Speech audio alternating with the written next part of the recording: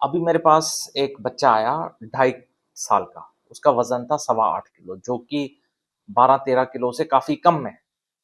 अब उसकी माँ को मैंने बोला कि बेटा इसको आप अंडा देते हो? उसने बोला अंडा देती देती हूँ।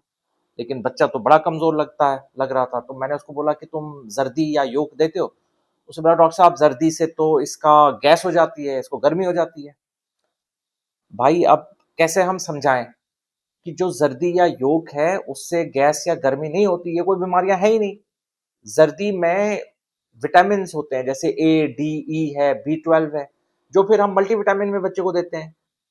तो ये तो बच्चे के लिए जरूरी है, तो असली ताकत तो उसी में होती है। तो जर्दी से डरने की जरूरत नहीं है। जर्दी में कोलिन भी होता है एक चीज, जो कि ब्रेन का के लिए एक टॉनिक है। तो ब्रेन के लिए अगर हम टॉनिक देंगे तो वो हजार हजार रुपए का आता है।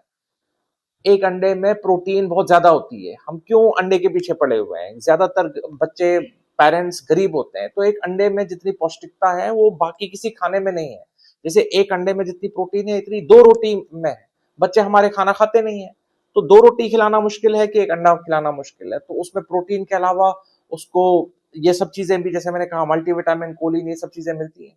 तो आप अंडा देने से ना डरें। 6 महीने के बाद आप पूरा अंडा दे सकते हैं। और और उसका उससे वेट बढ़ेगा। बाकी चीजों के साथ साथ अंडे के लिए हम इसलिए फोकस कर रहे हैं क्योंकि ये एक सस्ती चीज है।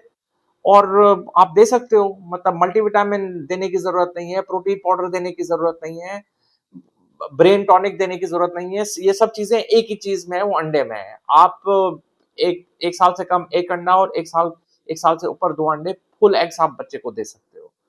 तो इसके बारे में अगर आप मुझे कुछ पूछना चाहते हैं तो आप मुझे पूछिए।